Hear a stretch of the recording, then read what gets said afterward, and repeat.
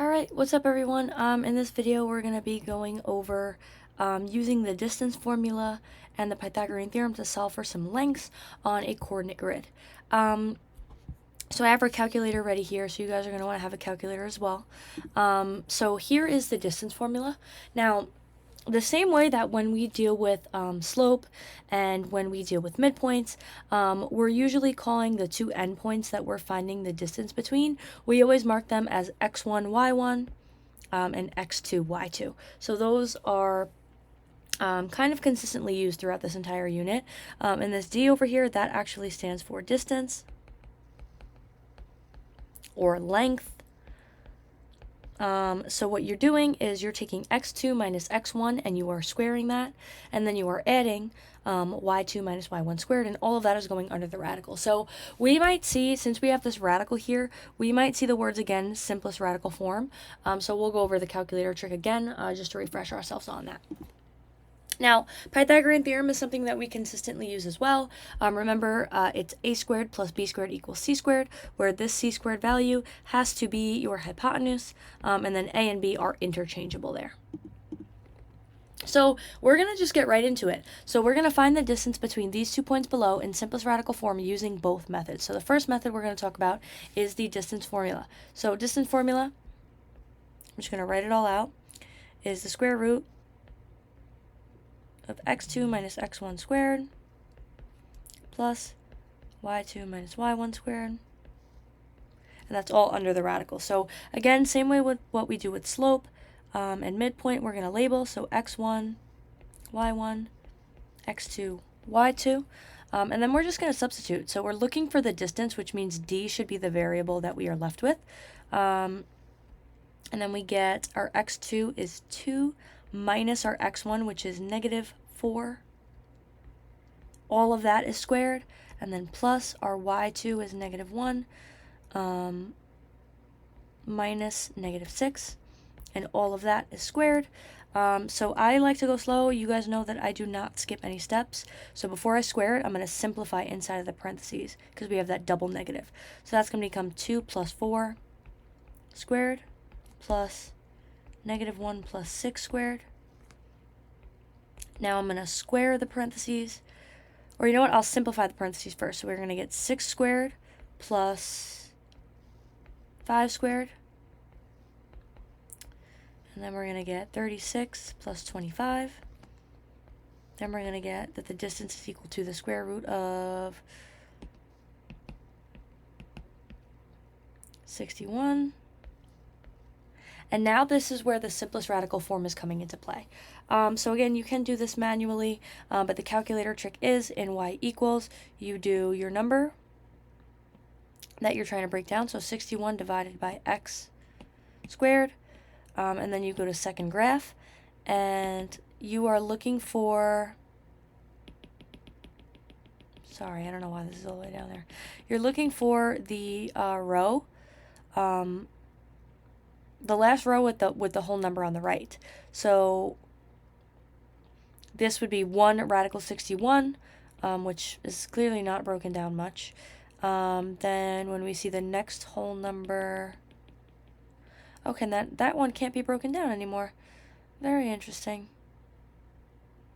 Okay. Now, the reason I know that is because I'm scrolling. There's no whole numbers in the right side, but then we're going below 1, so I know there's not going to be a whole number in there at all. So radical 61 is the simplest radical form. Now, the other form that we can do, or the other method, is using the Pythagorean theorem. So when we're creating, or when we want to use the Pythagorean theorem, we need to create a right triangle.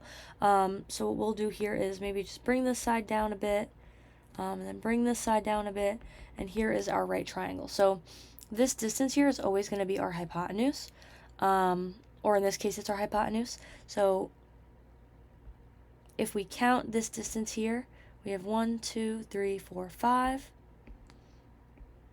and then we have 1, 2, 3, 4, 5, 6. So we have a squared plus b squared equals c squared. Our legs are 5 and 6. So again, we get 25 plus 36 equals c squared. And then if you take the square root of that, or if we simplify, we'll get 61 equals c squared. And then we take the square root to get radical 61 equals c squared. Okay, so you can see we get the same answer for both. And we can't simplify that anymore, which is interesting. So now a second example that we might see, you might see a more complex thing on the coordinate grid, and it says given the coordinates of the parallelogram, it wants us to find the perimeter. So you can use whichever method you want. If you want to actually write these coordinates out and use the distance formula, you can. But sometimes the Pythagorean theorem is a little bit quicker. So just be careful and make sure you're creating right triangles. So since I know it's a parallelogram, I know that this side's going to be congruent to this side, and this side's going to be congruent to this side. So I only need to make 2 right triangles. So the first right triangle I'll make is right here. And then we'll have 3 and then 3. So for this triangle right here in red, we'll do a squared plus b squared equals c squared. 3 squared plus 3 squared equals c squared. So we'll get 9 plus 9 equals c squared. So we'll get 18. And then we need to take the square root of that, so radical 18 equals c. So now we're going to go ahead into our calculator and get it in simplest radical form. So we go to y equals, and we're going to put in 18 over x squared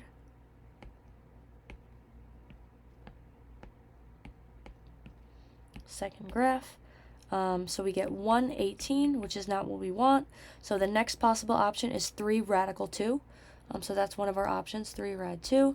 Now let's see if there are any other whole numbers here. Nope. So 3 rad 2 is going to be our final answer. And that's going to be for this length right here, that's 3 rad 2. And then this length also is 3 rad 2.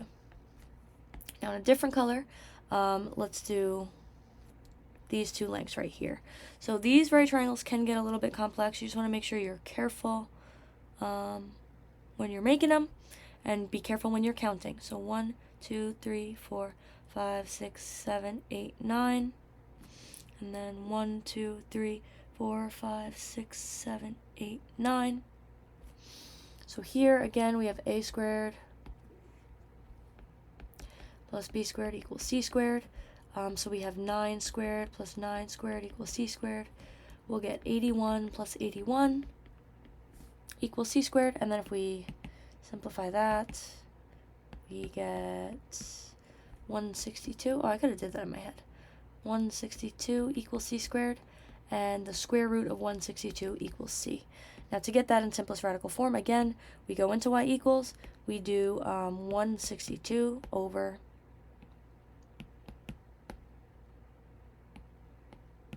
x squared, second graph. So we're starting with 1 radical 162. Then our next option, we have 3 rad 18. Then we'll go down to if we have any other whole numbers here. Oh, we got another one. So we got 9 rad 2. And then once this column starts going below 1, there's not going to be any other whole numbers. So right here, this is our simplest radical form. So we have 9 rad 2 and 9 rad 2. Now if it wants the perimeter, it means that we need to add up all of this. So we have perimeter equals 3 rad 2 plus 3 rad 2 plus 9 rad 2 plus 9 rad 2. And then if you guys have, you could put this in your calculator to get your answer, but if you have the same number under the radical, you can just add the numbers in front. So it's going to be 18. So 9 plus 9 is 18 plus 3 plus 3. 24 rad 2. And we can always go into our calculator and check, right? Like you can go ahead and type this all in. You can do 3 rad 2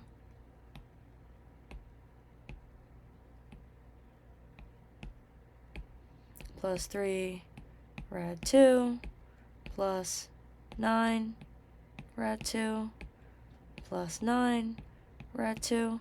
Get your number, right? And then double check if your answer matches. So 24 rad 2, it does match. So we're good. All right, there's your perimeter. So again, you could have used distance formula for this. If you did use distance formula, you would just have to write the coordinates for I and L, find that distance, and then write the coordinates for L and J, find that distance. And then for the perimeter, you just got to add all of those up. So it doesn't matter. It's a matter of preference, really. On the Regents, it's not going to tell you which method to use. But if you're not given a grid, you're going to have to use that distance formula.